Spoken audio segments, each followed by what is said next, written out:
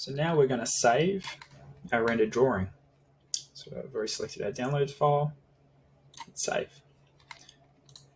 I'm going to open up the folder it was saved to, and here it is. We can open it and we can view it. Now we can chuck this straight into our PowerPoint or to our folios directly. And you can add annotations in PowerPoint. Now, when it comes to annotations, I'll close this down. We want to go back into our drawing. Now, I want to add some more information regarding it. Let's say I put my dimensions under the description. I want my annotations to be independent. So grab the text tool, just created text box. I'm going to go in all caps.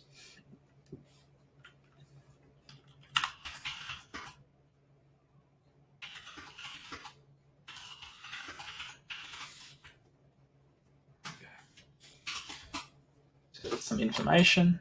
I can drag that. Finish is in gloss paint. Okay. Maybe you want to add some text regarding the function. So,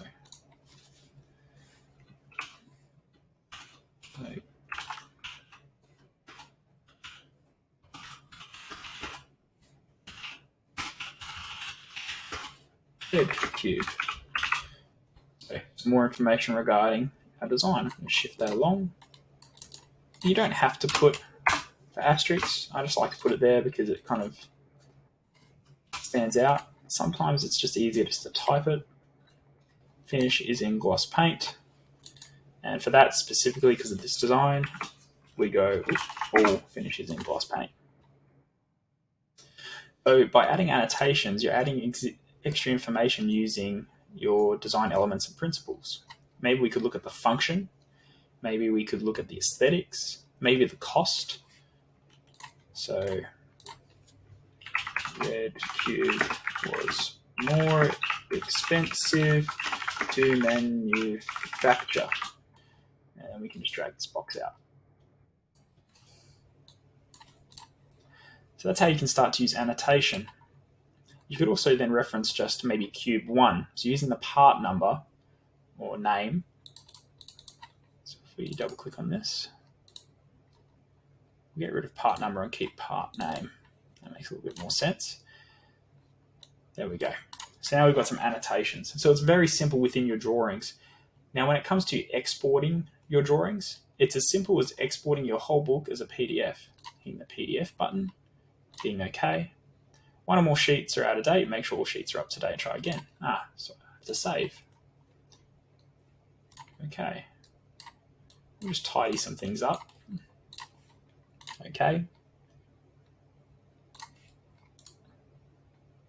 Okay, so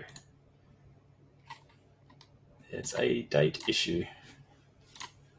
There we go. Now it's saved. So now we will go to downloads and save.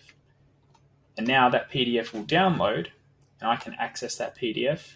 You can screen grab the PDF and put it into your folio, or you can just print off the PDF if it's a physical folio. So you've got options when it comes to printing off your booklet, and it'll print off every page. It does give you the option as well to open the PDF and how many sheets. So do you want to do all your sheets or a specific number of sheets? Overwrite. It's going to open. There we go. So we've got our 2 pages. Now we can screen grab this or print it off.